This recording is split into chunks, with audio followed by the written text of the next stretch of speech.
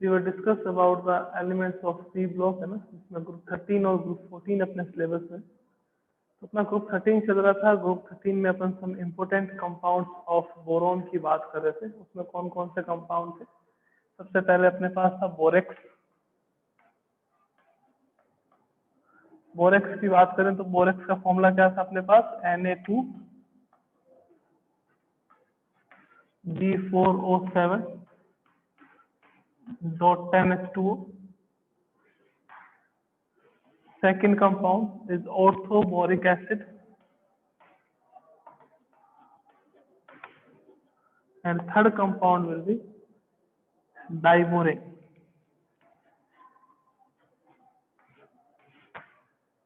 Borax में बात करें तो एक इम्पोर्टेंट टेस्ट आता है, वो कौन सा है? बोरेक्स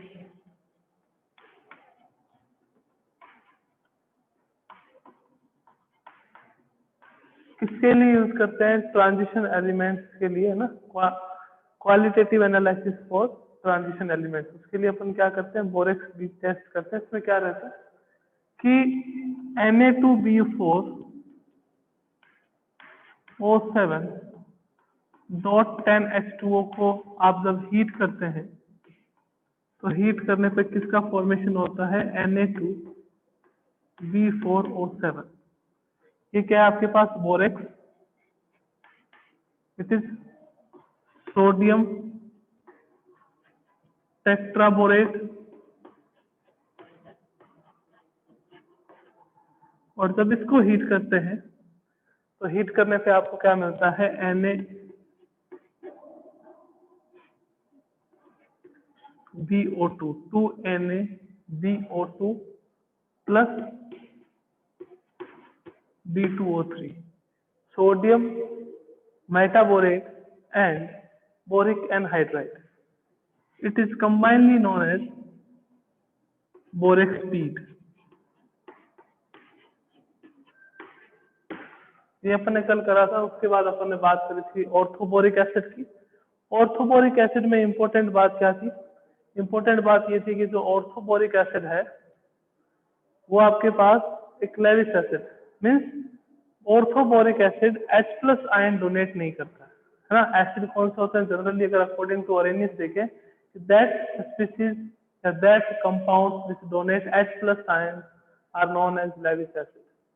इसका जो फॉर्मूला होता है वो मैंने बताया था, BOH3 का होल, OH का होल साइज, या इसको आप क्या लिखते हो? H3BO3। सेंट्रल एलिमेंट का यानी कि बोरोन का यहाँ पे ऑक्टेट कंप्लीट नहीं होता है। इसके कारण से बोरोन क्या करता है कि किसी भी बेस से lone pair of electron accept करता है। तो जो H3BO3 या BOH का होल साइज जो भी है वो आपके पास क्या है? एक लेविस एसिड, जो अपना ऑक्टेट कंप्लीट करने के लिए इलेक्ट्रॉन एक्सेप्ट करता है। और जो lone pair of electron accept करते हैं उसको आप क्या कहते हो? लेविस एसिड कहते हैं। तो दो इंपॉर्टेंट बातें थी। ये आपके पास बोरेक्स की इंपॉर्टेंट बात थी कि बोरेक्स बीड क्या होता है। ये आपके पास ऑर्थोबोरिक एसिड की इंपॉर्टेंट बात थी कि H3BO3 is a Lewis acid because it donate the electrons of lone pair of electrons from any base. Okay, आइए नेक्स्ट चलते हैं अपन। नेक्स्ट है डाइबोरेन।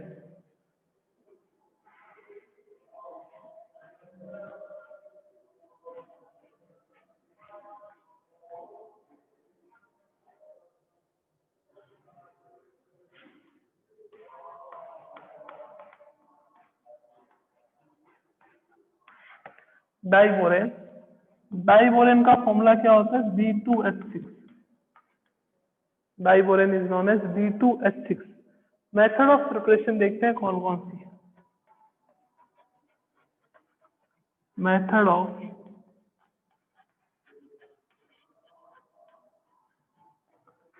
प्रिपरेशन, सबसे फर्स्ट मेथड आता है आपके पास कि आप BH3 की रिएक्शन LiAlH4 के साथ करो। LiAlH4। Sir what is LiAlH4? LiAlH4 is lithium aluminum hydride which is also known as strong reducing agent.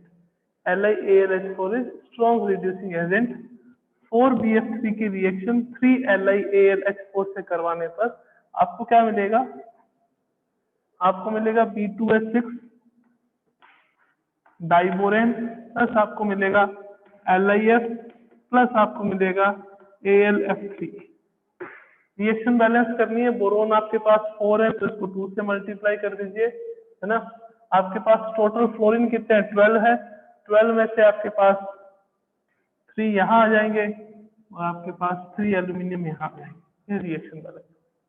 तो सबसे पहला मेथड आता है कि व्हेन BF3 यानी कि boron trifluoride react with lithium aluminium hydride then it form diborane lithium fluoride और aluminium fluoride. Diborane is the main product B2H6। Next second reaction, एक और आपके पास रिड्यूसिंग एजेंट आता है NaBH4।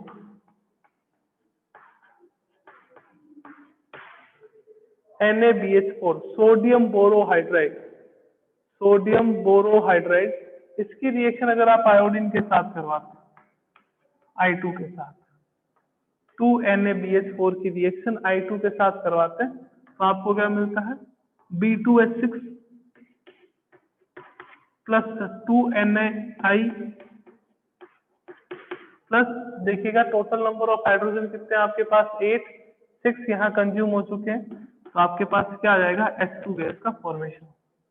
तो when sodium borohydride reacts with iodine then it forms B2H6 diborane and evolve hydrogen gas. Hydrogen gas को क्या करता है? इवॉल्व करता है।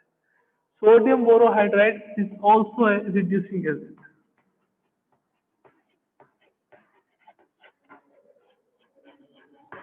सबसे स्ट्रॉन्ग रिड्यूसिंग एजेंट कौन सा है? लिथियम एल्यूमिनियम हाइड्राइड, है ना। और NaBH4 भी आपके पास क्या रहता है कि स्ट्रॉन्ग रिड्यूसिंग एजेंट में आता है, यानी कि सबसे ज्यादा ये होगा, सेकंड पे आ जाएगा। थर्ड देखते हैं method of preparation. Third method of preparation ये है कि आप BF3 की रिएक्शन NaH के साथ करो। 2BF3 इसकी रिएक्शन 6NaH के साथ 450 केल्विन टेम्परेचर पे करवाने पर, टेम्परेचर ध्यान रखना 450, ये स्पेसिफिक टेम्परेचर पर रिएक्शन होती है 450 केल्विन पे।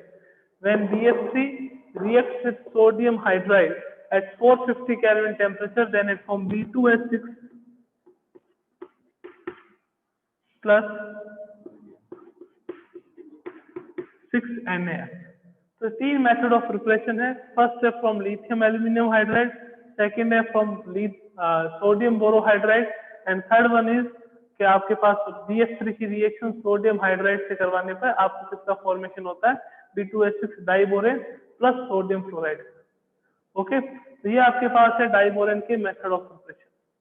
नेक्स्ट क्या आता है अपने कि इसकी फिजिकल प्रॉपर्टीज के बारे में डिस्कस कर लेते हैं। सर फिजिकल प्रॉपर्टी जैसे diborane is a toxic compound है ये, है ना, और टॉक्सिक गैस कह सकते हैं। और इसका जो मेल्टिंग पॉइंट है, बॉइलिंग पॉइंट जो है इसका, वो आपके पास कितना है? 180 केल्विन, 180 केल्विन, है ना। नेक्स्ट देखते हैं आइए chemical property.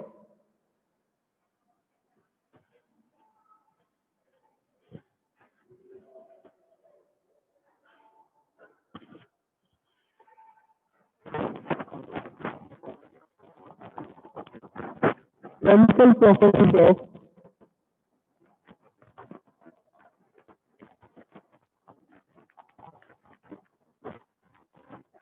Diborane. Chemical properties of diborane.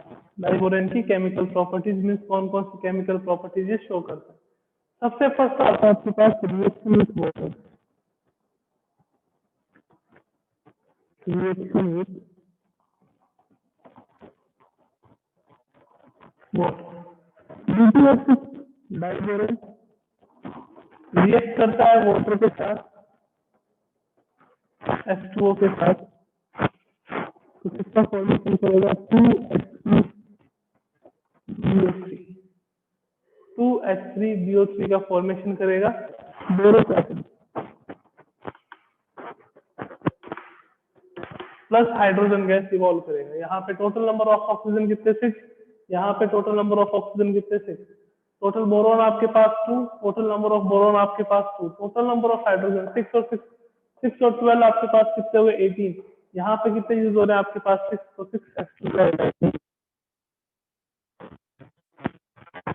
6s2 आपके पास इवॉल्व हो जाएगी। सेकंड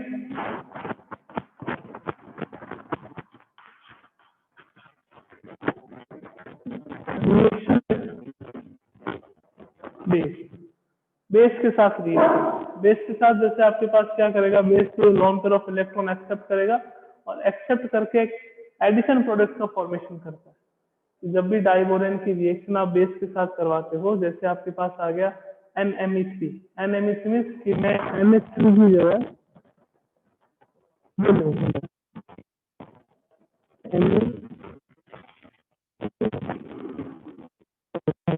Me का मतलब आपके पास क्या हो गया, मिथाइल ग्रुप।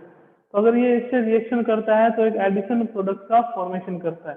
तो जब भी डाइबोरेन की रिएक्शन आप क्या करवाते हो, जैसे ट्राई एल्काइल एमीन हो गया, ये ट्राई एल्काइल एमीन के साथ करवाते हो, तो इससे ये क्या करता है कि एक एडिशन प्रोडक्ट का फॉर्मेशन करता है। ओके, रिएक्शन देख लेते हैं अपन।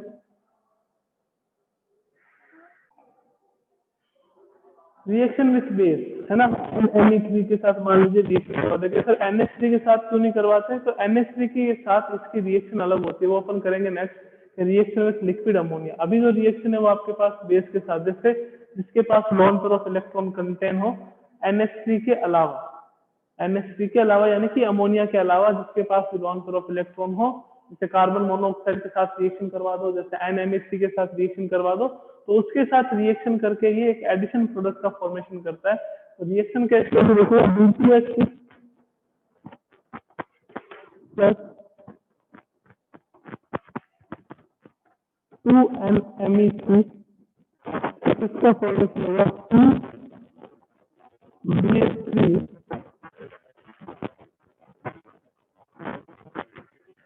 NMe।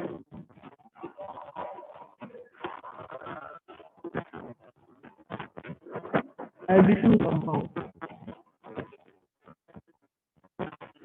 एडिशन कंपाउंड का क्या होगा, फॉर्मेशन होगा। ये रिएक्शन करता है अगर किसके साथ, ऑक्सीजन के साथ, तो बहुत ही हाईली एक्सोथर्मिक रिएक्शन होती है, यानी कि हाई अमाउंट ऑफ एनर्जी जो है वो इवॉल्व होती है, करीबन -1792 किलो जूल एनर्जी क्या करता है, ये इवॉल्व करता है। तो reaction with oxygen of diborane is highly exothermic reaction, बहुत ज्यादा ये आपके पास एक्सोथर्मिक है, यानी कि बहुत ज्यादा अमाउंट में, लार्ज अमाउंट में हीट को क्या करता है, इवॉल्व करता है। नेक्स्ट देखते हैं reaction with liquid ammonia.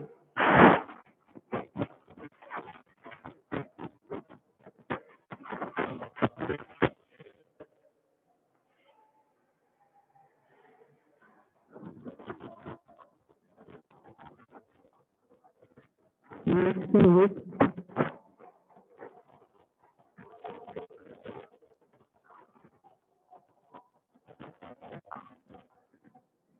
Liquid ammonia, liquid ammonia के साथ इसकी रिएक्शन करवानी है आपको। तो लिक्विड अमोनिया के साथ अपन ने रिएक्शन उनकी भी करवाई थी एस ब्लॉक एलिमेंट्स की। तो एस ब्लॉक एलिमेंट्स की करवाई थी, तो अपने को बताया कि लिक्विड अमोनिया के साथ रिएक्शन अगर एस ब्लॉक एलिमेंट्स की करवाते हैं तो अमोनिएटेड इलेक्ट्रॉन का फॉर्मेशन होता है। वो अमोनिएटेड इलेक्ट्रॉन जो है वो रिस्पॉन्सिबल होता है किसके लिए, ब्लू कलर के सॉल्यूशन के लिए, और उस अमोनिएटेड इलेक्ट्रॉन के कारण से इलेक्ट्रिसिटी का क्या होता है, कंडक्शन होता है। ठीक है ना। तो अब अगर यहाँ बात करें तो वहां यहाँ पे वैसी रिएक्शन नहीं रहेगी जैसे आपने एस ब्लॉक में करवाई है। एस ब्लॉक में लिक्विड अमोनिया के साथ रिएक्शन करवा दी, रिएक्शन करवाने में अपने को अमोनिएटेड इलेक्ट्रॉन का फॉर्मेशन हुआ। यहाँ पे क्या रहेगा कि अगर आप अमोनिया के साथ, लिक्विड अमोनिया के साथ रिएक्शन करवाते हो, तो लिक्विड अमोनिया के साथ रिएक्शन करवाने पर आपको इनऑर्गेनिक बेंजीन का फॉर्मेशन होगा। आपको क्या मिलेगा as a product, inorganic benzene. Sir कैसे, देखिएगा कैसे इनऑर्गेनिक बेंजीन का फॉर्मेशन होता है कि अगर आप BPH6 की रिएक्शन NH3 के साथ करवाते,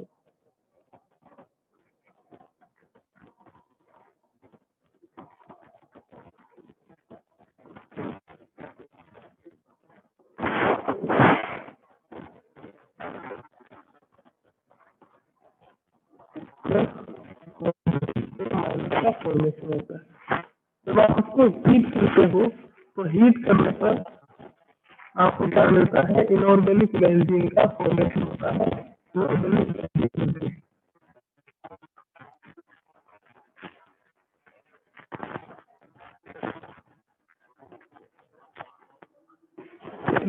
बेंजीन का स्ट्रक्चर सर कैसे होता है? तो देखिएगा इनऑर्गेनिक बेंजीन का स्ट्रक्चर।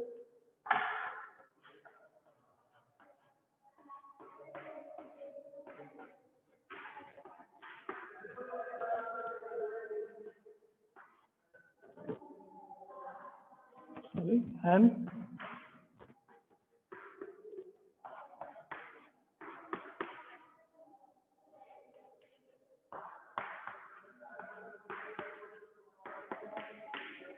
ये इनऑर्गेनिक बेंजीन का फॉर्मेशन होता है जब भी आप रिएक्शन करवाते हो किसके साथ, अगर आप रिएक्शन करवा देते हो अमोनिया के साथ, लिक्विड अमोनिया के साथ। देखिएगा दोबारा बताते हैं कि अगर आप रिएक्शन करवाते हो लिक्विड अमोनिया के साथ डाइबोरेन की, तो लिक्विड अमोनिया के साथ डाइबोरेन की रिएक्शन करवाते हो तो आपको क्या मिलता है? एक एडिशन प्रोडक्ट मिलता है, उसको हीट करते हैं तो इनऑर्गेनिक बेंजीन का फॉर्मेशन होता है। इनऑर्गेनिक बेंजीन का फॉर्मूला क्या होता है? इनऑर्गेनिक बेंजीन का फॉर्मूला होता है B3N3H6। B3N3H6 जिसको अपन क्या कहते हैं? इनऑर्गेनिक बेंजीन कहते हैं। तो ये आपके पास थी डाइबोरेन की केमिकल रिएक्शन। फर्स्ट रिएक्शन आपके पास थी वाटर के साथ, तो जब भी वाटर के साथ रिएक्शन करता है तो किसका फॉर्मेशन करेगा? ऑर्थोबोरिक एसिड का।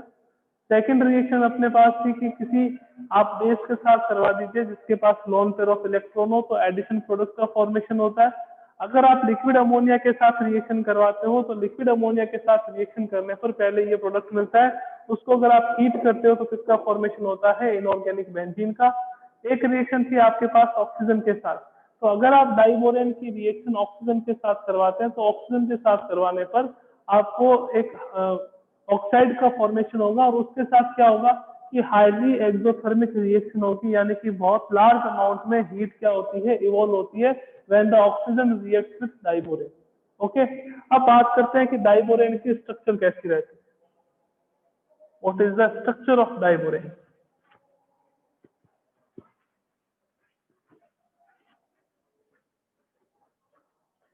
देखिएगा डाइबोरेन की अगर स्ट्रक्चर की बात करें, बी एच एच एच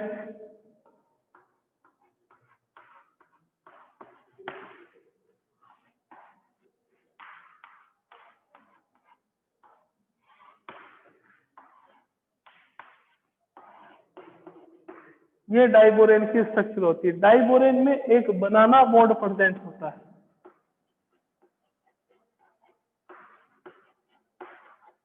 बनाना बॉन्ड सर, जैसे आपके पास ये बोरोन है, ये हाइड्रोजन, ये हाइड्रोजन, ये एक बोरोन, ये हाइड्रोजन और ये हाइड्रोजन। यहाँ पे आपके पास एक हाइड्रोजन और यहाँ पे आपके पास एक हाइड्रोजन। ये जो बॉन्ड होते हैं उस बॉन्ड को अपन कौन सा बॉन्ड कहते हैं? बनाना बॉन्ड कहते हैं। कि सर किस यूज में आते हैं बनाना बॉन्ड? बनाना बॉन्ड को इलेक्ट्रॉन की शेयरिंग ऑफ इलेक्ट्रॉन और नहीं होता है इस बॉन्ड में। शेयरिंग ऑफ इलेक्ट्रॉन अगर आप सोचो तो नहीं होगा। ये किसको एक्सप्लेन करते हैं? ये एग्जिस्टेंस ऑफ मॉलिक्यूल को एक्सप्लेन करते हैं, एग्जिस्टेंस ऑफ मॉलिक्यूल को। एक्सपेरिमेंट से पता चलता है कि जो BH3 है वो BH3 जो है वो अनस्टेबल है। इसके कारण से क्या करता है? BH3 डायमर के फॉर्म में रहता है, यानी कि B2S6 के फॉर्म में रहता है। तो सर बनाना बॉन्ड में होता क्या है? बनाना बॉन्ड में होता है अट्रैक्शन बिटवीन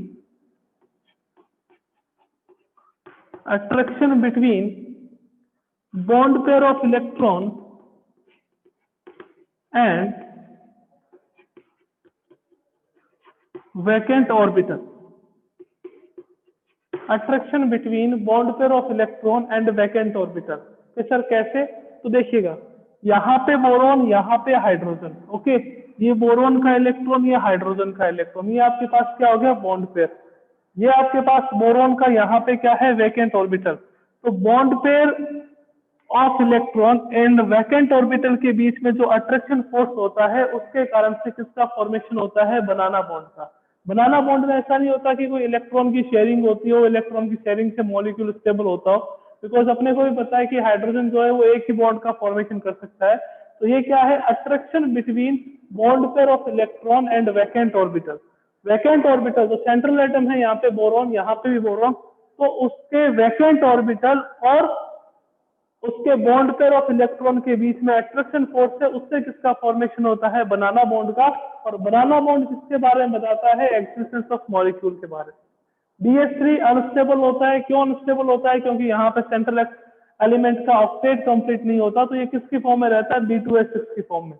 तो B2H6 की फॉर्म में रहता है तो कौन से बॉन्ड का फॉर्मेशन करेगा, बनाना बॉन्ड का फॉर्मेशन करेगा, ठीक है ना। तो बनाना बॉन्ड शेयरिंग ऑफ इलेक्ट्रॉन को एक्सप्लेन नहीं करता है, बनाना बॉन्ड किसको एक्सप्लेन करता है, एग्जिस्टेंस ऑफ मॉलिक्यूल को एक्सप्लेन करता है। इस टाइप के बॉन्ड में होता क्या है, attraction between bond pair of electron and vacant orbital, कि इन दोनों के बीच में बॉन्ड का फॉर्मेशन हो गया, तो इसका जो वैकेंट ऑर्बिटल है वो क्या करेगा, इसके साथ अट्रैक्शन फोर्स पे अप्लाई होगा।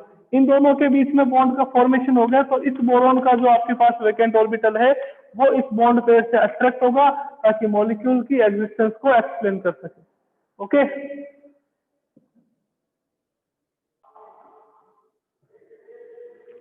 तो ये अपना कंप्लीट हो गया एलिमेंट्स ऑफ ग्रुप 13। अब अपन बात करेंगे एलिमेंट्स ऑफ ग्रुप 14 पे, है ना। ग्रुप 13 खत्म हो चुका है, कंप्लीट हो गया ग्रुप 13। इतना ही था ग्रुप 13 में, यानी कि आपको एल्यूमिनियम और के कंपाउंड्स की स्टडी नहीं करनी, आपको बोरॉन के कंपाउंड्स की ही स्टडी करनी। ऐसे अगर अपन कार्बन में भी करेंगे आगे।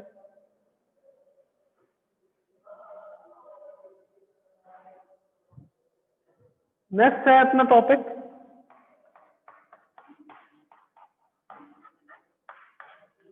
Elements of group 14। ग्रुप 14 में कौन कौन से एलिमेंट आते हैं, carbon, silicon, germanium, tin, lead, है ना। इनकी पीरियोडिक प्रॉपर्टीज की बात कर लेते हैं। सबसे पहले बात करते हैं इनके इलेक्ट्रॉनिक कॉन्फ़िगरेशन। तो इनका जनरल इलेक्ट्रॉनिक कॉन्फ़िगरेशन होता है NH2, Np2, N equals to क्या होगा आपके पास, नंबर ऑफ वैलेंस शेल।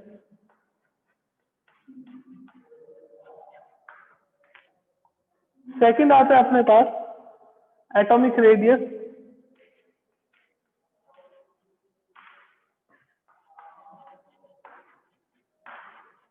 तो एटॉमिक रेडियस अपने में पता है कि जब आप टॉप टू बॉटम मूव करते हो, तो टॉप टू बॉटम मूव करने पर नंबर ऑफ शेल क्या होती है, इंक्रीज। तो नंबर ऑफ शेल इंक्रीज होती है, तो एटॉमिक रेडियस भी आपके पास क्या होगी, इंक्रीज। तो on moving top to bottom,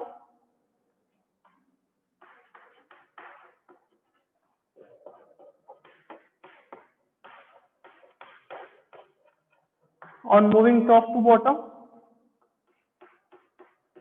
number of shell increases, so atomic radius increases, atomic radius भी आपके पास इंक्रीज होगा। टिन और लेड की बात कर लेते हैं। टिन और लेड में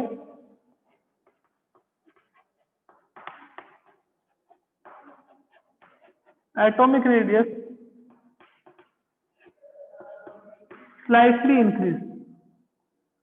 क्यों होता है ये अपने को पता है, बिकॉज टिन के बाद बात करें तो डी एंड एफ ब्लॉक दोनों के एलिमेंट्स आ जाते हैं, एफ ब्लॉक के भी एलिमेंट्स आते हैं। तो due to electrons of d and f sub shell, the screening effect of inner shell is decreases. और स्क्रीनिंग इफेक्ट अगर डिक्रीज होगा तो आपके पास एटॉमिक रेडियस भी क्या हो जाएगी, decrease. Because screening effect decrease होने पर attraction between nucleus and electron of valence shell क्या हो जाएगा, आपके पास इंक्रीज हो जाएगा। तो एटॉमिक रेडियस टिन और लेड की बात करते हैं, तो टिन और लेड में मतलब अगर इसकी 187 है तो इसकी 191 हो, मतलब ज्यादा डिफरेंस नहीं होगा दोनों के एटॉमिक रेडियस में। उसका रीजन क्या है, due to weak screening effect, weak screening effect of electrons of sorry electrons of s subshell. S subshell के इलेक्ट्रॉन्स के कारण, जिनके वीक शेल्डिंग इफेक्ट के कारण इनकी जो एटॉमिक रेडियस है उसमें ज्यादा इंक्रीज नहीं होता है। एटॉमिक रेडियस जनरली इनकी क्या होती है कि बहुत कम डिफरेंस होता है टिन और लेड की एटॉमिक रेडियस में। बाकी की बात करें तो जनरली अगर आप टॉप टू बॉटम आओगे तो टॉप टू बॉटम आने पे एटॉमिक रेडियस हमेशा क्या होगी, इंक्रीज होगी। बात करें आयनाइजेशन एनर्जी की,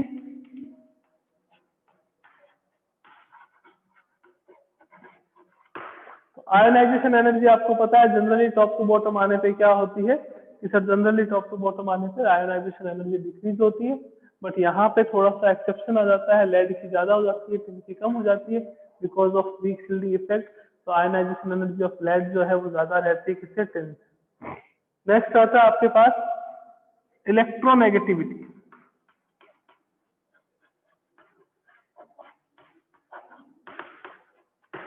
इलेक्ट्रोनेगेटिविटी की बात करते हैं तो अपने को पता है कि टॉप टू बॉटम आने पर इलेक्ट्रोनेगेटिविटी हमेशा क्या होती है, जैसे टॉप टू बॉटम आता है तो एटॉमिक साइज क्या होता है, इंक्रीज।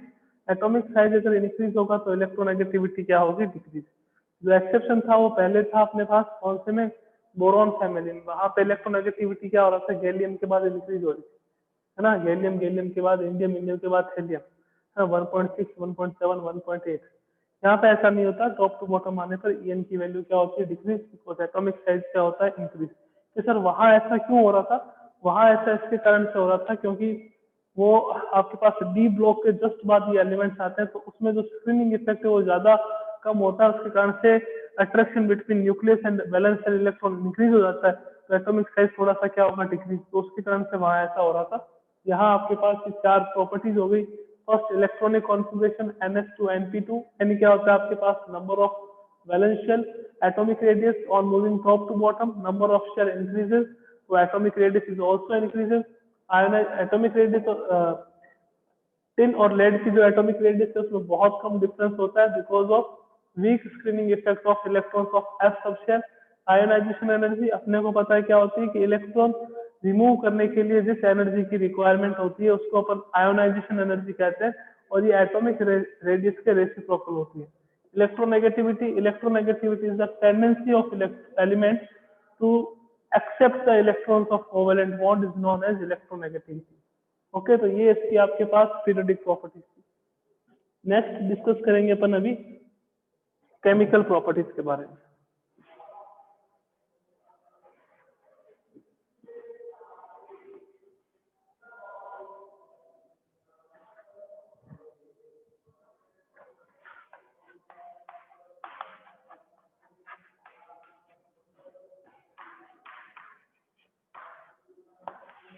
ऑक्सीडेशन स्टेट, आपको पता है कि जितने भी पी ब्लॉक के एलिमेंट है तो ऑक्सीडेशन स्टेट शो करते हैं, एक मिनिमम और एक आपके पास मैक्सिमम। तो एलिमेंट्स ऑफ ग्रुप 14 है, ये भी दो ऑक्सीडेशन स्टेट शो करते हैं, एक आपके पास +4 और एक आपके पास कौन सी आती है, +2। +4 और +2, जैसे कार्बन डाइऑक्साइड CO2, तो CO2 में आपके पास कार्बन की ऑक्सीडेशन स्टेट कितनी है, +4। तो जब भी आप टॉप टू बॉटम जाते हैं, टॉप टू बॉटम मूव करने पर stability of +4 oxidation state decreases and stability of +2 oxidation state increases due to